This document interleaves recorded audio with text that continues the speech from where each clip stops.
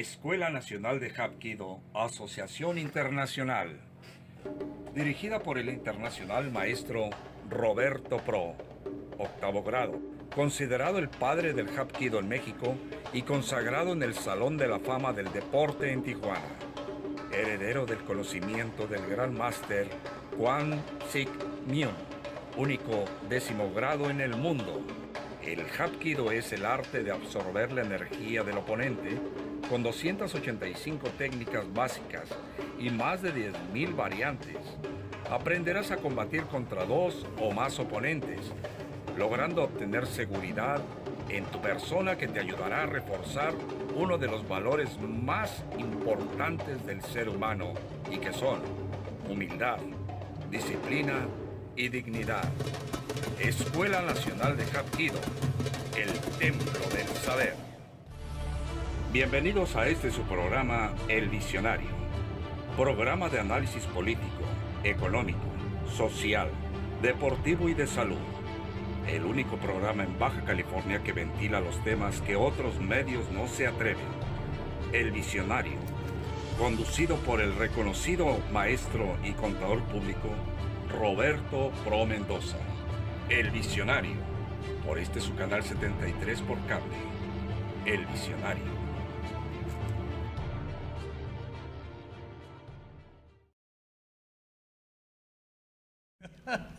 ¿Qué tal, estimado televidente? Buen día, buen día. Hoy jueves 14 de septiembre.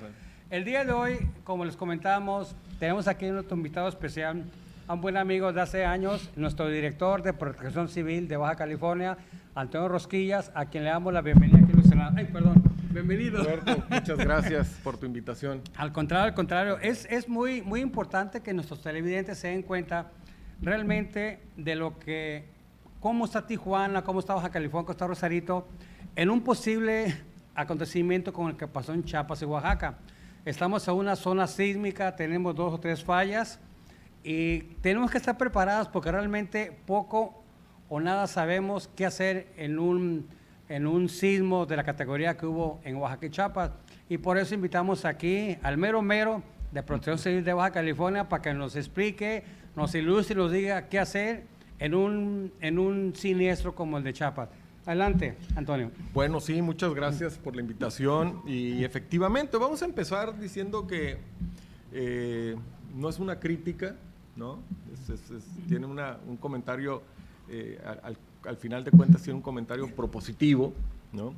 En donde yo ya he optado por suplicarle a la población que no se ignore a la protección civil, ¿sí? ¿Por qué lo digo de esta manera? Porque la protección civil es generalmente ignorada o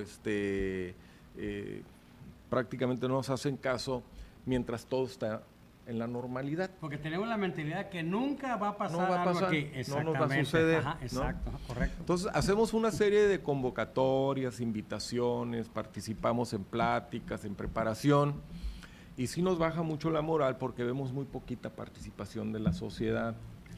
Pero cuando llega a suceder una emergencia grave, esa misma sociedad que no se involucra es la que nos pide cuentas, ¿no? Que por qué no hicimos, que por qué no convocamos, que por qué no preparamos, ¿no? Sí, entonces, siempre los pasivos indiferentes, cuando pasa algo, agarramos un culpable, al más fácil.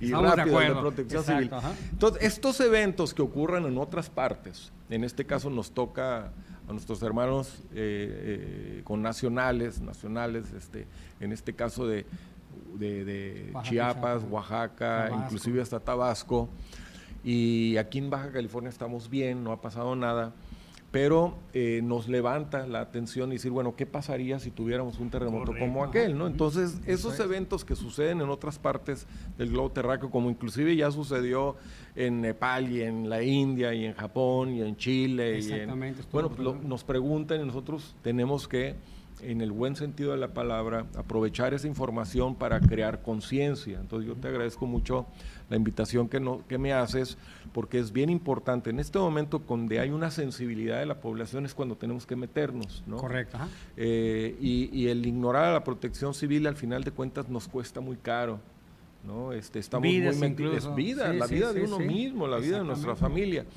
Y la protección civil ya la tenemos que empezar a ver como todo el peligro al cual estamos expuestos, excepto el peligro que nos hace o nos amenaza la propia sociedad o el propio ser humano. Esa amenaza es seguridad pública, es policíaca. Esa le toca a las policías. Pero todo lo que es la seguridad integral de una persona ante cualquier accidente se llama protección civil.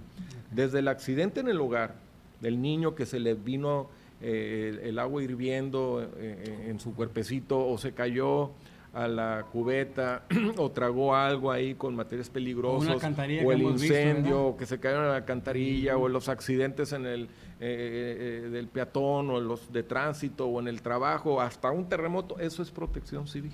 Toda esa larga secuencia, y estamos expuestos todo el tiempo. Lo que pasa es que en este tema, pues está el Consejo Nacional de Prevención de Accidentes, por un lado, y está la Policía y Vialidades para reducir el riesgo de accidentes en las carreteras, la Policía Federal, está la Cruz Roja, está el Salud y todo, pero ya el tema es protección civil, ¿no? Entonces, tenemos que poner atención porque depende la vida de nosotros y de nuestros seres queridos y nuestros vecinos, porque tenemos que ser solidarios todo el tiempo. Sí, el ser solidario todo el tiempo es que te duela y sientas esa situación con el vecino que está sufriendo algo, como o si que no fuera le va de bien, uno, como si algo fuera así, de uno, sí. y no nomás cuando está la desgracia, sino en todo el tiempo, ¿no? Es la solidaridad continua que debemos de tener. Y hoy pues hablar sobre el riesgo sísmico en Baja California. Es grande por lo que he escuchado. Es grande y tiene sus detalles muy, muy específicos, muy claros.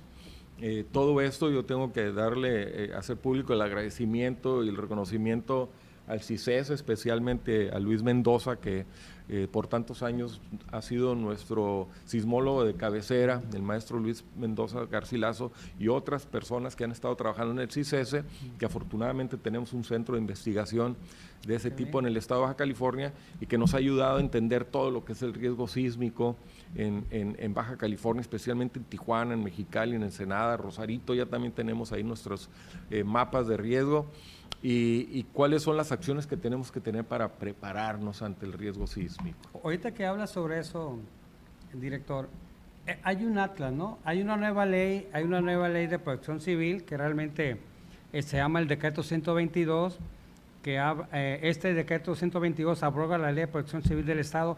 A veces producción nos puede poner, por favor, ahí la ley, ahorita que lo haces, porque aquí habla del atlas también, el atlas de riesgo y todo. Ahí vemos que esta ley de protección civil y gestión integral de riesgos del Estado de Baja California nos establece el protocolo, el mecanismo, la especificación de quién son la autoridad, qué es protección civil, lo que estabas comentando, Antonio, y habla sobre un atlas. Ese atlas, Atlas Estatal Municipal de Riesgos, que es el sistema de información integral sobre agentes perturbadores y daños esperados, sobre un análisis espacial y temporal sobre la interacción de los peligros y la vulnerabilidad.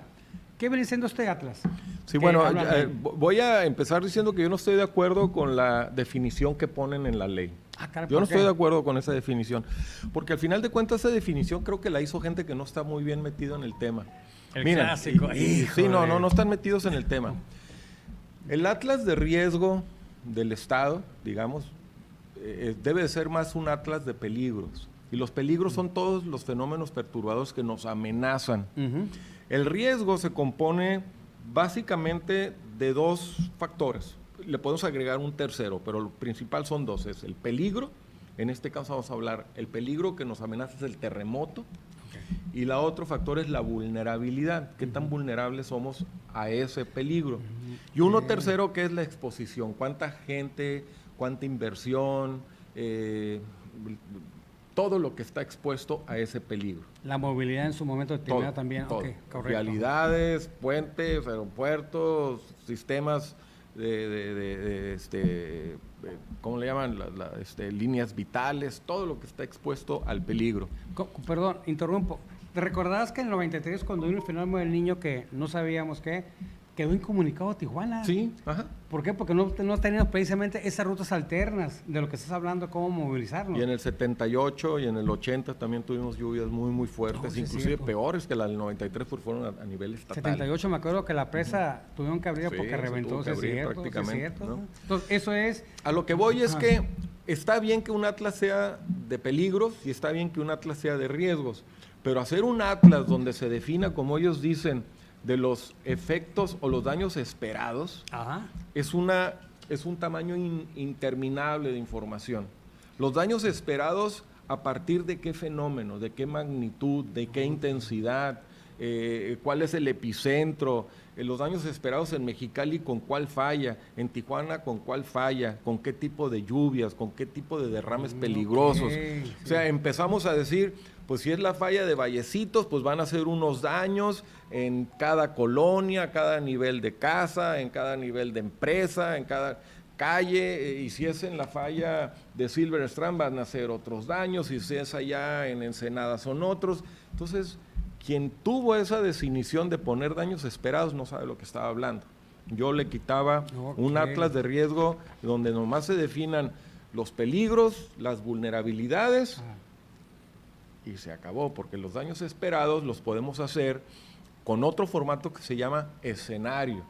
Uno hace un escenario en base a esa amenaza específica y puedes hacer un escenario de daños, y entonces sí puedes llevar a cabo un escenario de daños esperados ante esa amenaza, ante lluvias torrenciales, digamos, lluvias que nos caigan en una hora, 50 milímetros en Rosarito. ¿Cuáles serían los daños esperados? Okay, o ante un tsunami con 2 metros, de olas de 2 metros, ¿cuáles serían los daños en Rosarito? O un terremoto de 6.5 grados en La Falla, ¿cuáles serían los daños? Esos son los escenarios para poder tener un acercamiento a los daños esperados. Ok, entonces este atlas que habla está muy ambiguo, muy genérico. No, lo que hablan. Ahora, el atlas que tenemos fue un atlas que se hace con fondo federal, el 70%, el otro 30% con un fondo estatal, cuesta, al final de cuentas sale como 11 millones y medio, pero en la actualidad es un atlas que no podemos utilizar. ¿Por qué? ¿Por qué? Porque las reglas de operación del FOPREDEN, que es el Fondo de Prevención de Desastres, habla muy claramente y son muy específicos en decir cuáles son y quiénes son y cómo se debe hacer un atlas, pero no define cómo se debe de entregar el atlas. Entonces el atlas, el CICES, siguiendo las reglas, como debe de ser, nos entregó el atlas en un formato raíz, digamos, el formato básico de procesamiento, pero no tenemos el software o la plataforma para utilizarlo y menos para presentarlo a la población.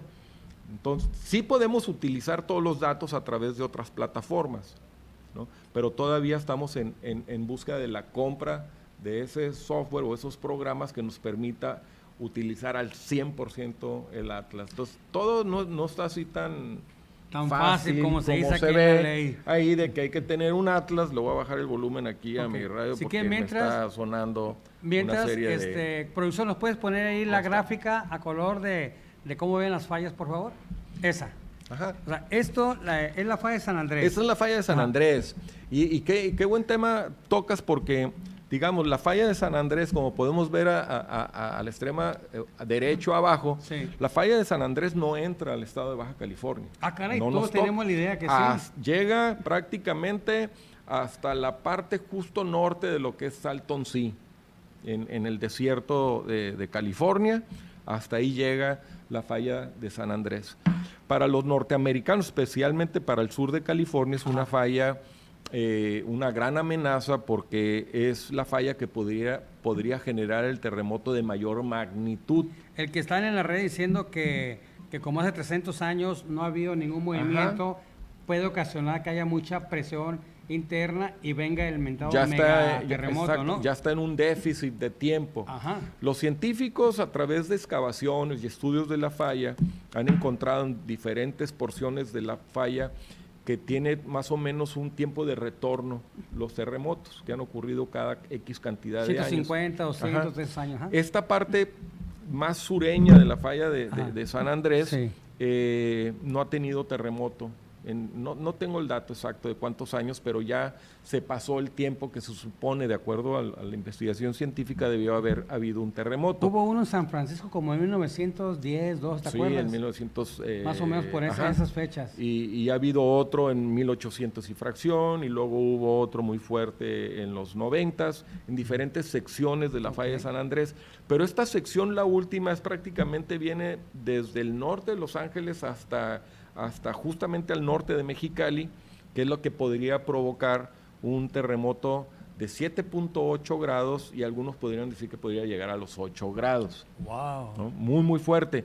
Hay un fenómeno en este tipo de fallas que se llama el fenómeno de directividad. O sea, dependiendo de cómo rompe la falla, va a mandar mucha energía destinada a focalizarla hacia un punto. Gracias por eso, gracias. Si la falla rompe de sur a norte, va a mandar mucha energía hacia Los Ángeles, provocando aceleraciones muy fuertes. Okay. Pero si rompe del norte hacia el sur, le va a mandar mucha energía hacia Mexicali.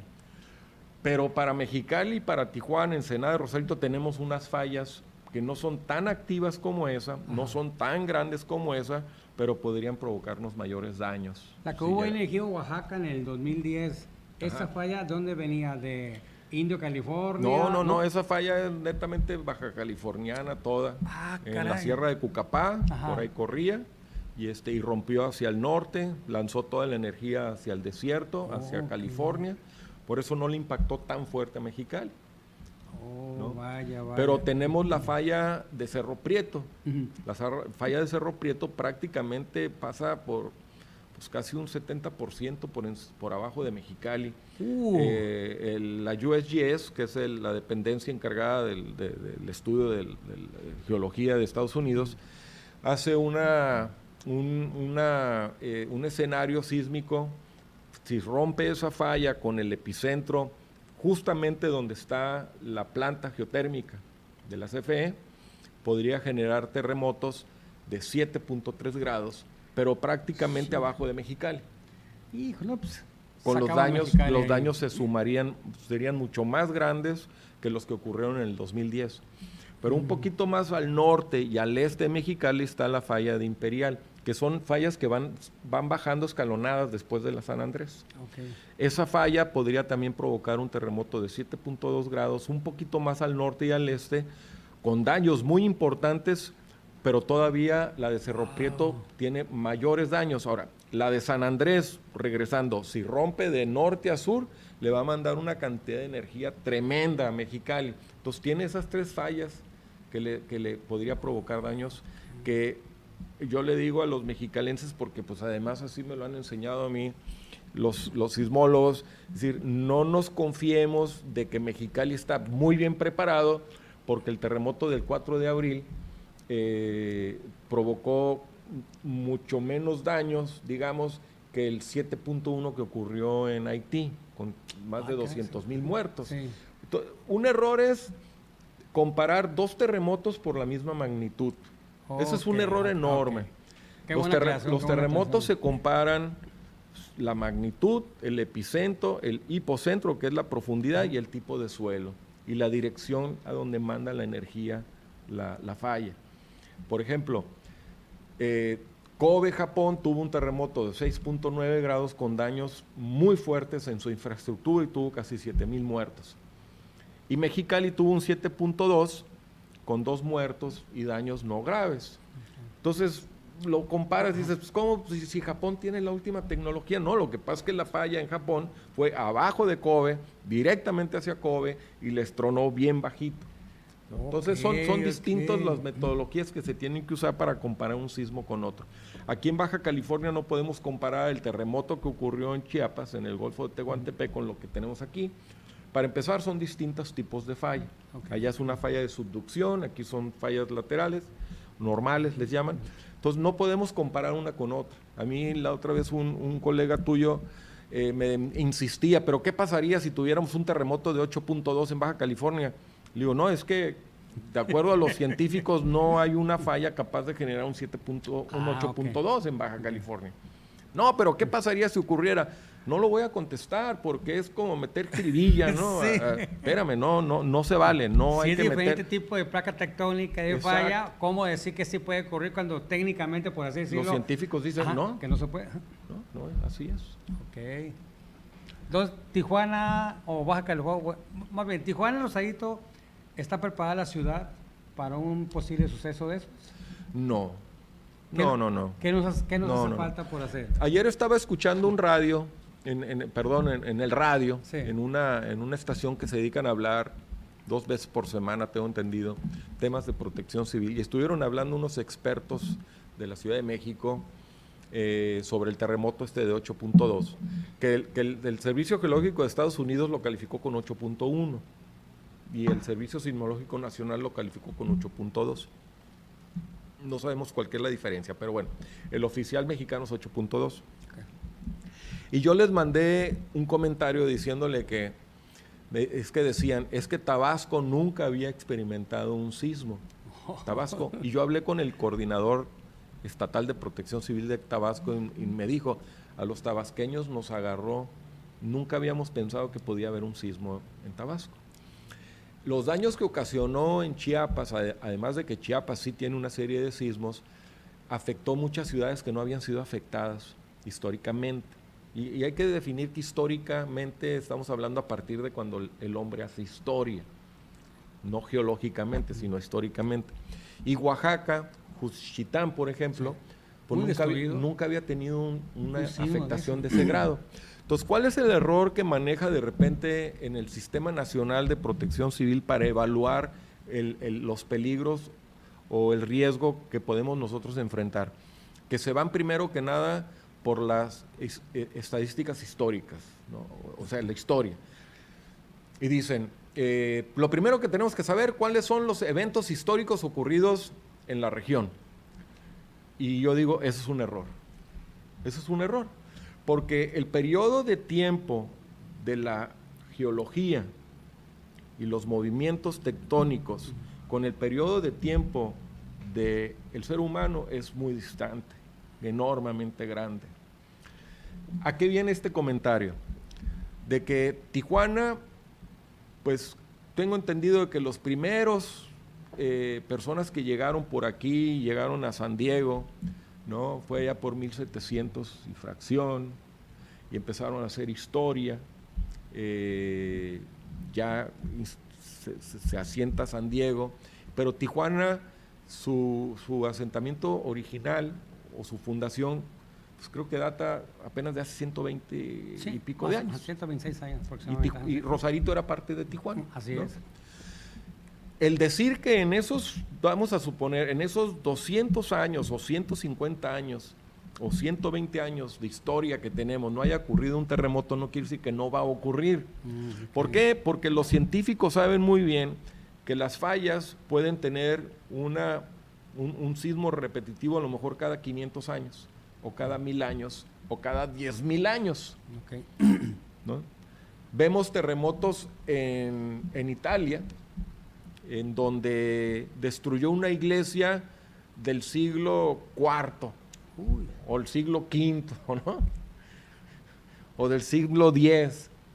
Estamos hablando de hace 500 años. Juchitán nunca había tenido un terremoto. Bueno, San Cristóbal de las Casas nunca había salido tan afectado, y San Cristóbal de las Casas fue fundado en 1570 y tantos. Nunca habían Entonces, a lo que voy es que no podemos estar confiados de que en Tijuana no va a temblar, porque no tenemos historia sísmica, pero historia geológica de terremotos sí existe. Tenemos la falla de Vallecitos, que queda justamente al norte de Rosarito, al este de Rosarito. Ahí por la Rumorosa, ¿no? Más o menos. No, un poquito más hacia el sur, donde está el Testerazo. Ah, sí, el Testerazo, ok. Entre Tecate y Ensenada. Okay. Hay un pueblito, hay un ejido que se llama Carmen Cerdán, al lado del Cerro Bola. El Cerro Bola es donde están las antenas, hay muchas antenas ahí. Ya lo ubiqué, ajá, sí. Atrás de ese Cerro Bola, muy cerquita donde está San José de la Zorra, sí, la comunidad de Cumiay, por ahí más o menos corre en dirección hacia la presa. Esa es una falla, se llama Vallecitos. Enfrente del mar, aquí en Rosarito, tenemos varias fallas. la San Diego, la Coronado Banks, la Silver Strand, la San Clemente, que es una falla muy grande. Cualquiera de esas fallas que truene va a traer problemas muy serios a Rosarito, con intensidades. Aquí hay que definir dos cosas muy importantes. Una cosa es la magnitud del terremoto, que es la energía que libera el terremoto a la totalidad del rompimiento de la falla, genera una energía, ¿no? Y eso se cataloga del 1 hacia arriba y puede llegar al 9 y fracción, y son lo que hablamos de magnitud, que se conocía mucho como escala de Richter, ¿no? Sí. Ahora es la escala de magnitud de momento. Y esa magnitud es la misma en todos lados. Es 8, es 7, 6.5, 6.5. Pero el cómo lo siente el ser humano y cómo lo sienten las estructuras se llama intensidad. Y eso es lo peligroso. Importante. Eso es lo peligroso, la intensidad. ¿Por qué? Y voy a poner un ejemplo muy claro. El terremoto que ocurre ahora en el Golfo de Tehuantepec recorre 700 kilómetros y llega a la Ciudad de México, y el Ángel se tambalea, se mueven los edificios. Pero antes de llegar a la zona céntrica de la Ciudad de México, pasa por la zona sur, donde está la UNAM y el Pedregal de San Francisco, y el Pedregal es pura zona rocosa y ni lo sintieron. La onda pasa muy rápido y ni lo sienten. Entonces, la onda se tiene que amplificar, ¿no? A lo que voy es que tenemos que considerar que una cosa es la magnitud y otra cosa es la intensidad. Entonces, aquí en las costas de Baja California, enfrente, podemos tener terremotos de 6.5 grados, pero con intensidades graves de 9 grados, donde ya edificios, inclusive con ingeniería sismorresistente, van a tener daños. Wow. Imagínense toda la autoconstrucción. Así es. Y si nos vamos a Tijuana, con el tipo de suelo que tenemos, dicen los geólogos, es un suelo muy joven, no se ha podido consolidar.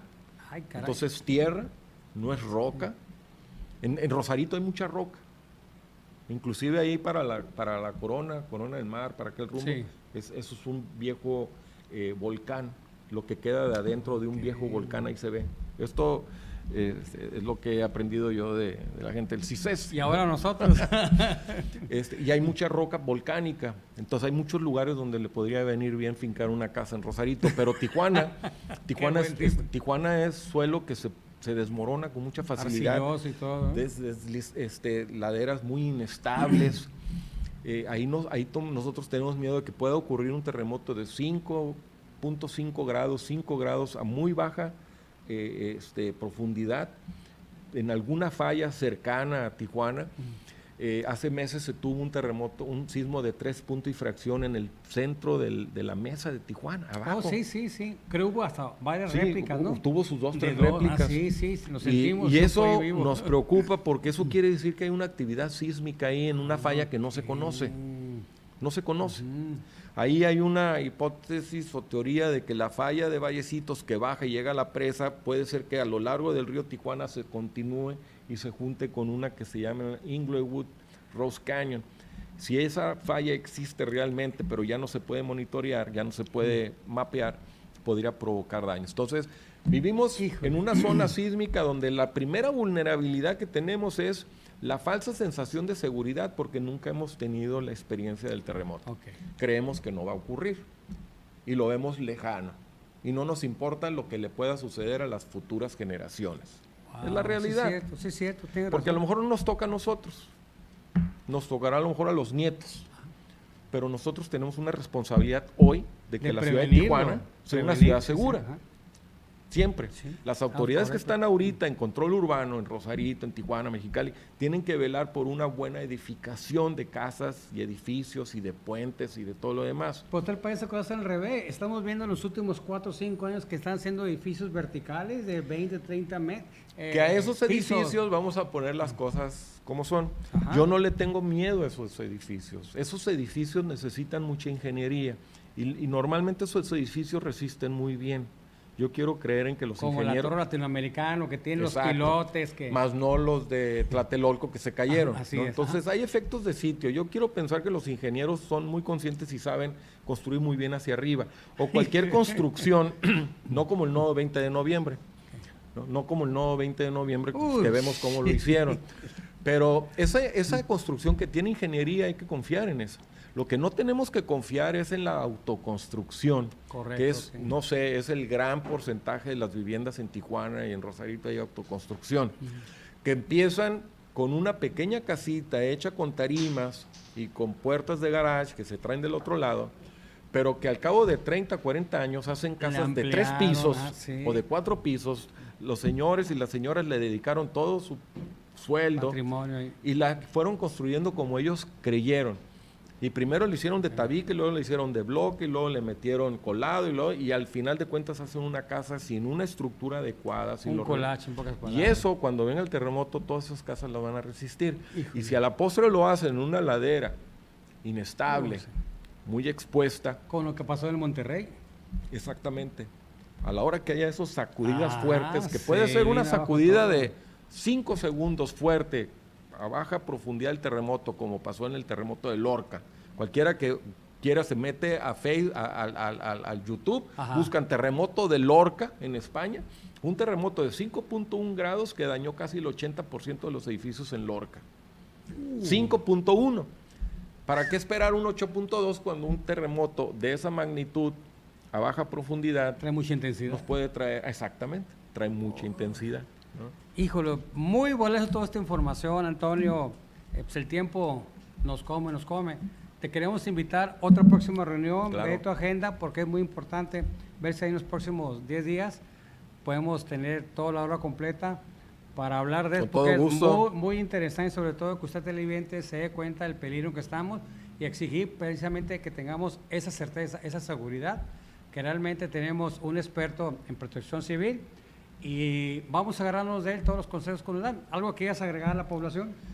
Hay que tener nuestro plan familiar de protección civil. Eso lo podemos conseguir a través de las páginas federales, estatales, municipales de protección civil. Hagamos nuestro plan familiar de protección civil.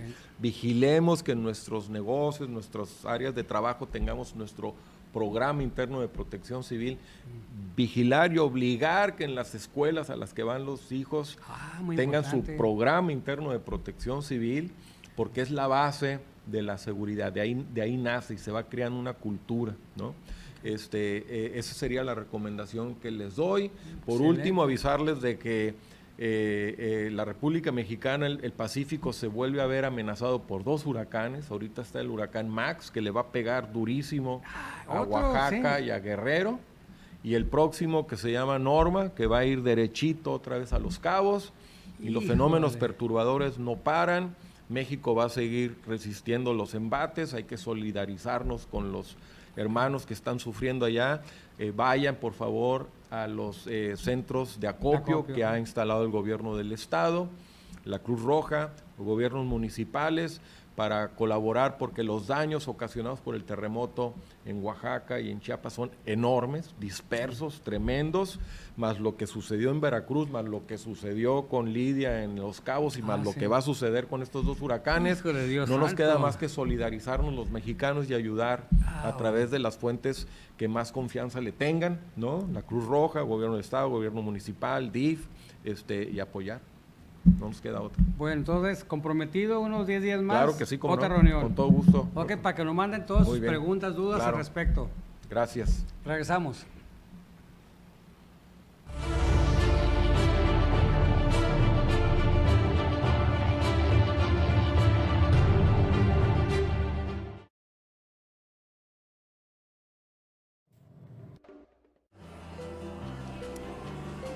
Buenos días, bienvenidos. Soy el doctor José Luis Tamayo Castillo, otorrinolaringólogo. Dentro de los padecimientos que más frecuentemente atendemos nosotros son problemas obstructivos nasales, que generalmente son ocasionados por desviaciones septales y que ocasionan ronquidos en los pacientes y trastornos durante el sueño, que es un problema muy común y que la gente pasa desapercibido porque es una cuestión que le sucede cuando está dormido, pero que es un problema que ocasiona o le causa muchos trastornos inicialmente en la calidad de vida y consecuentemente le puede acarrear problemas cardiovasculares severos. Estamos aquí en Torres de Aguacaliente, en el Centro Médico 2, Consultorio 6, estamos para servirle para tratar enfermedades y cirugías de oído, nariz y garganta.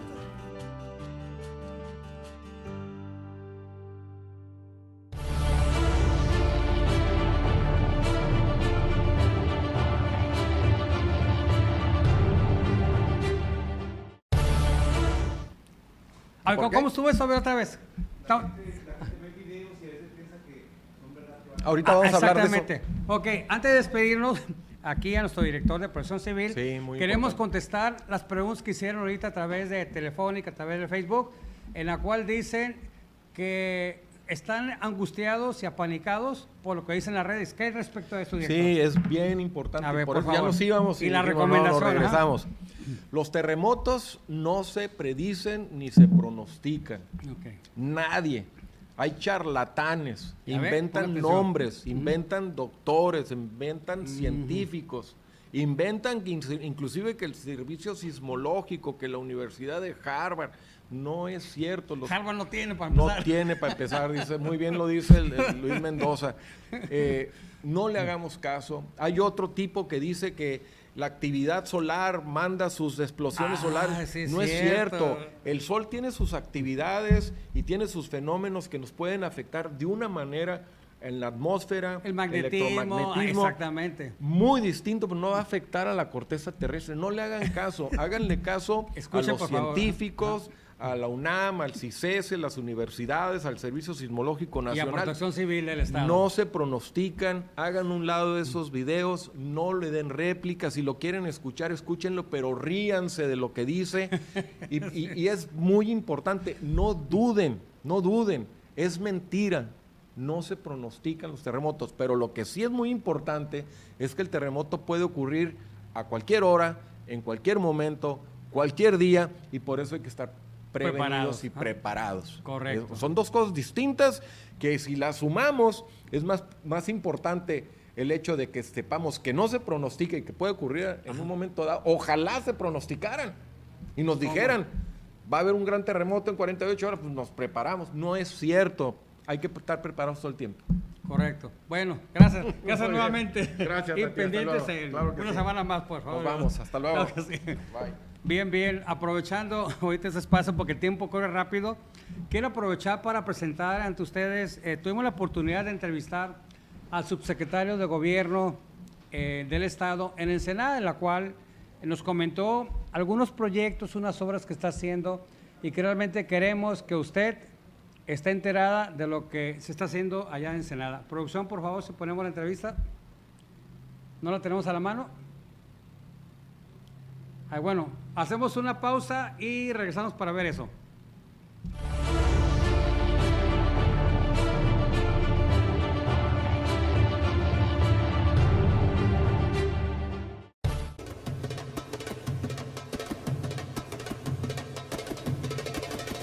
Escuela Nacional de Hapkido, Asociación Internacional. Dirigida por el internacional maestro Roberto Pro, octavo grado. Considerado el padre del Hapkido en México y consagrado en el Salón de la Fama del Deporte en Tijuana.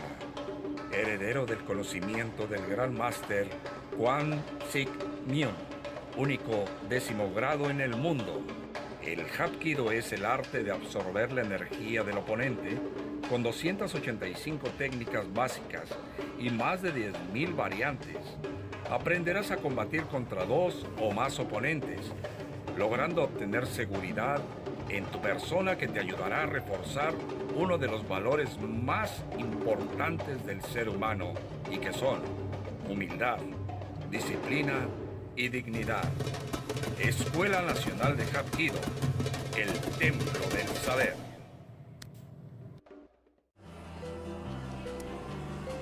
Buenos días, bienvenidos. Soy el doctor José Luis Tamayo Castillo, otorrinolaringólogo. Dentro de los padecimientos que más frecuentemente atendemos nosotros son problemas obstructivos nasales que generalmente son ocasionados por desviaciones septales y que ocasionan ronquidos en los pacientes y trastornos durante el sueño, que es un problema muy común y que la gente pasa desapercibido porque es una cuestión que le sucede cuando está dormido, pero que es un problema que ocasiona o le causa muchos trastornos inicialmente en la calidad de vida y consecuentemente le puede acarrear problemas cardiovasculares severos. Estamos aquí en Torres de Aguacaliente, en el Centro Médico 2, Consultorio 6. Estamos para servirle, para tratar enfermedades y cirugías de oído, nariz y garganta.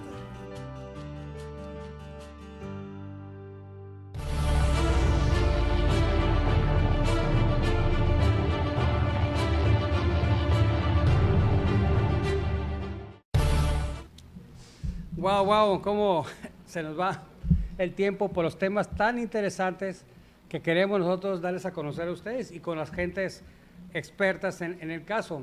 Fíjense que en una pausa comentamos aquí con el director Rosquillas, precisamente que hay dos que se dicen científicos, uno en la UNAM, otro en una universidad, creo, de Australia, que según ellos son los que pronosticaban el terremoto en Chile, que el terremoto allá en el tsunami, ¿cómo se llama? Hubo más de 100,000 muertos, ¿no? en Indonesia. Pero realmente en las redes sociales pues, es bueno para mantenerse informado, pero estas cosas tan delicadas, pues realmente hay que valorar si es o no es verdad. Y luego le ponen ahí, ve este video antes de lo quiten de la red. Precisamente yo creo que como no tienen un sustento científico, pues realmente quieren asustar o apanicar, como decimos a la gente. Realmente hemos recibido en lo del programa, la presencia aquí con Antonio Rosquillas, bastantes preguntas al respecto. Y qué bueno que él le dio respuesta, sin conocer las preguntas que nos hicieron, algunas estamos revisando, pues le dio respuesta. Entonces, aquí hay muchas fallas que tenemos, fallas geológicas, que son las que pueden provocar un momento determinado un desastre como ocurrido ya en Chiapas o en Oaxaca. Pero como dijo aquí el director de Protección Civil, es necesario estar prevenidos. Qué bueno que no se pronostique, pero sí estar ya listos para en caso que pueda ocurrir. Porque se habla precisamente de que los terremotos, las placas tectónicas, cuando se construyó el planeta, en algunas partes todavía no se alcanza a cimentar. Como bien dijo aquí en Rosarito, en la parte sureste, pues ya está bien consolidado la tierra en esos espacios.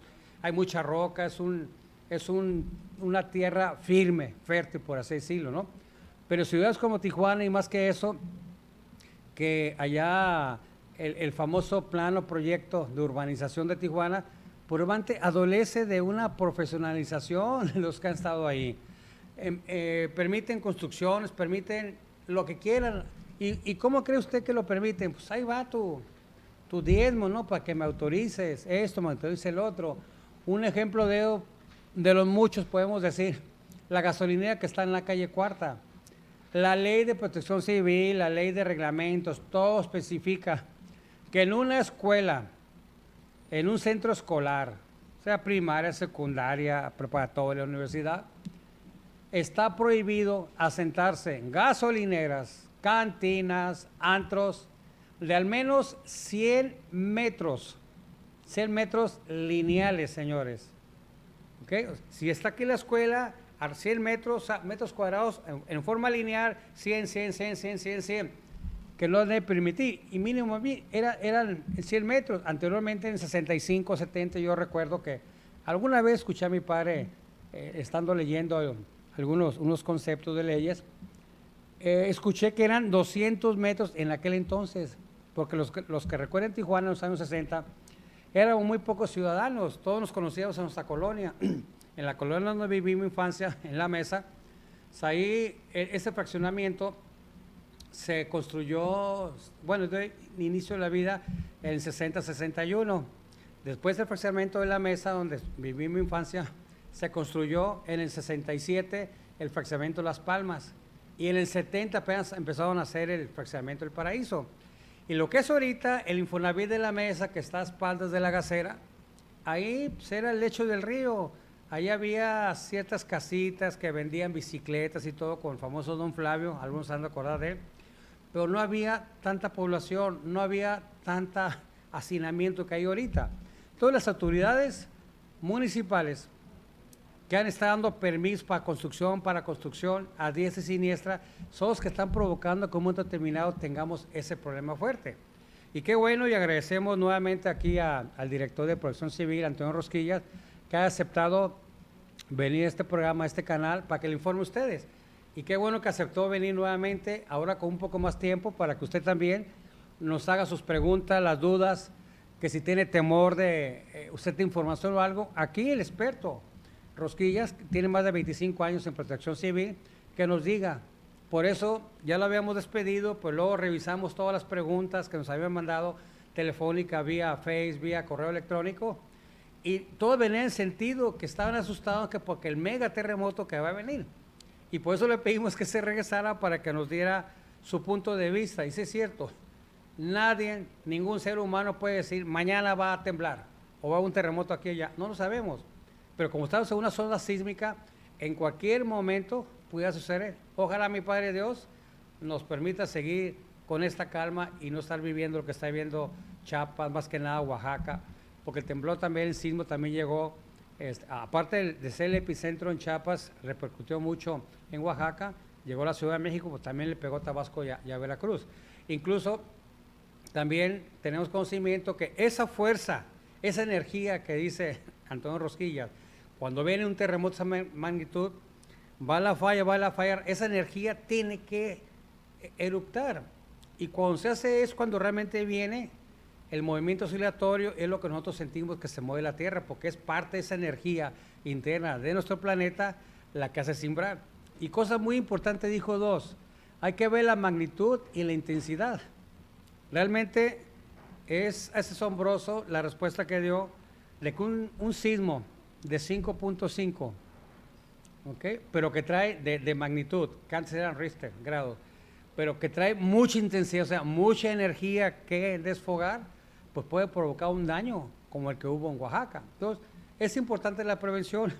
Vamos, estamos moviendo ya la agenda para de este martes al próximo, con el favor de mi Padre Dios, tener nuevamente aquí y buscar que estemos la hora o un poquito más de la hora para hablar sobre esto y nos haga llegar sus preguntas, sus dudas, sus temores, para poder dar ya una orientación, una información que realmente nos va a servir mucho, nos va a servir mucho. Bien, aprovecho también para comentarle que todos aquellos estudiosos que vean un decreto, ya vimos lo de Protección Civil, que el de Protección Civil ya fue publicado. Permítame, fue publicado ahora el 17 el 7 de septiembre en el periódico oficial del Estado, en la cual el decreto 122 habla de la Ley de Protección Civil y Gestión Integral de Riesgos del Estado de Baja California.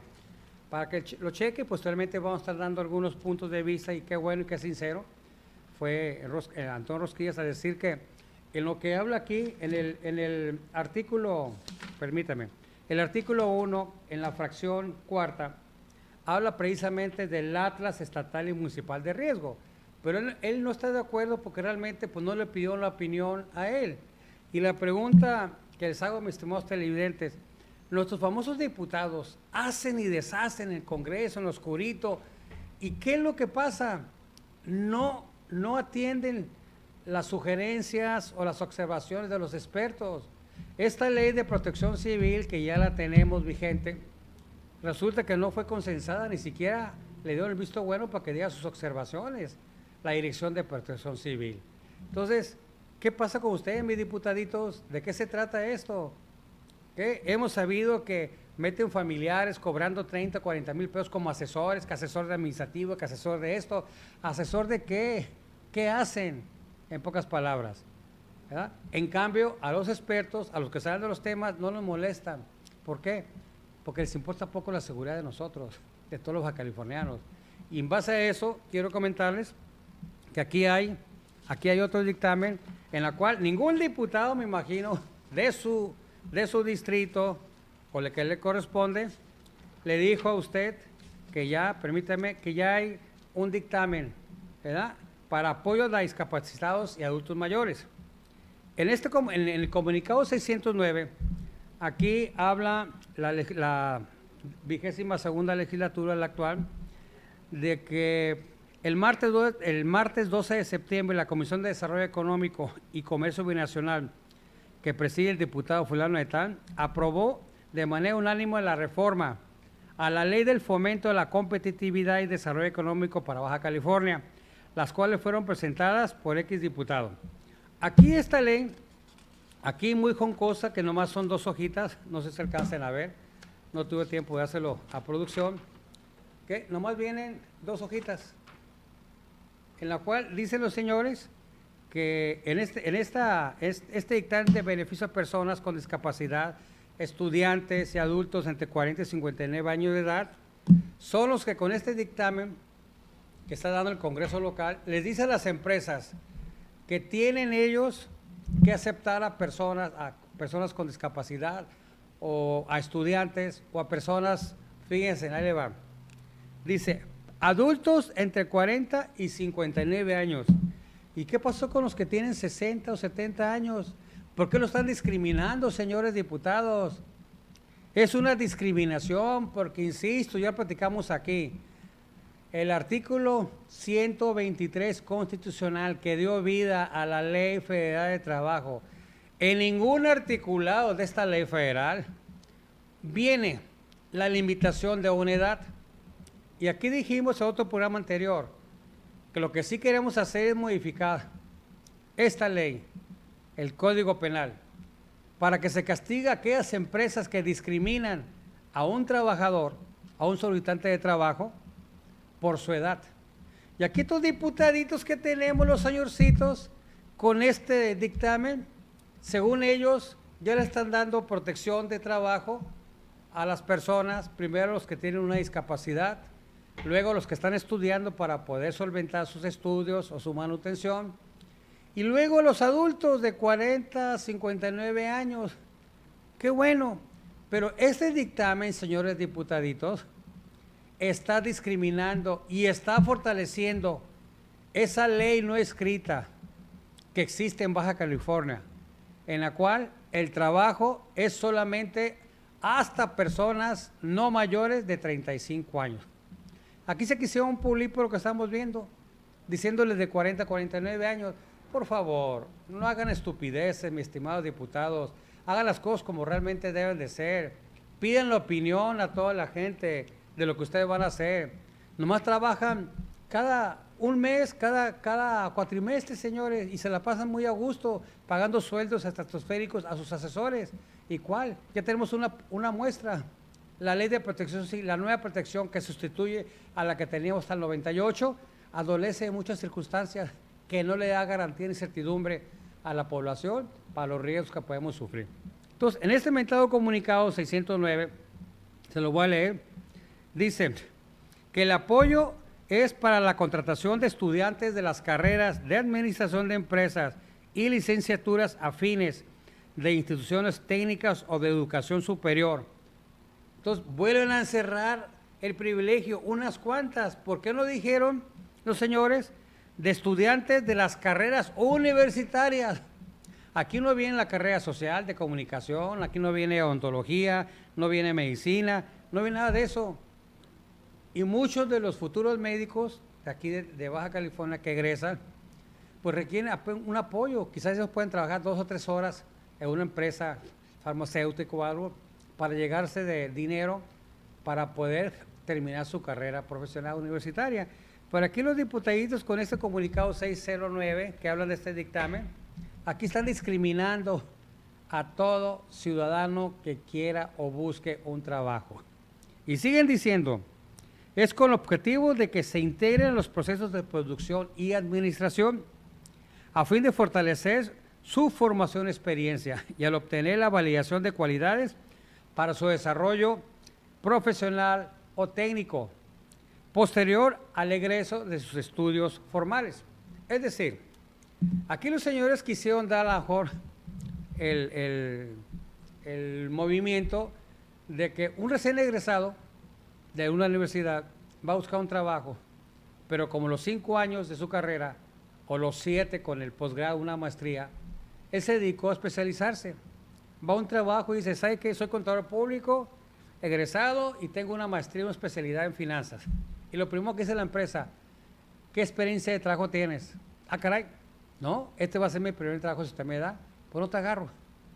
Entonces, en ese sentido, me imagino, o hago la suposición, de que estos diputaditos que tenemos aquí, los 25 bolas inútiles, y digo inútiles porque inutilizan los valores humanos, los derechos humanos de todos los trabajadores, al ponerle tope, señores.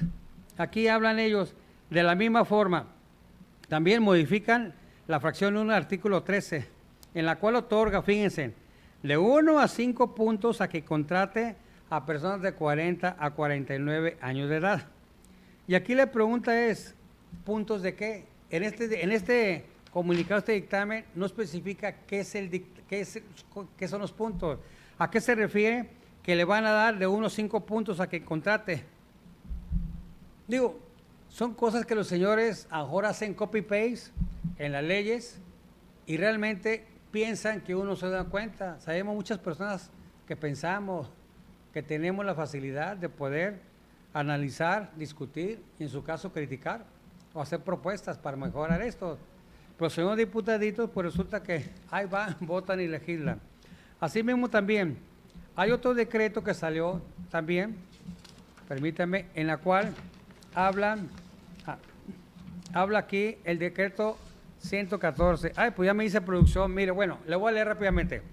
El decreto 114 dice, único, se modifican los formatos de deuda pública directa al mes de noviembre del 2016, deuda pública indirecta de los municipios y organismos paraestatales al mes de noviembre del 2016, del anexo 4, que refiere al artículo 31 del presupuesto de egreso del Estado de Baja California para el ejercicio fiscal 2017.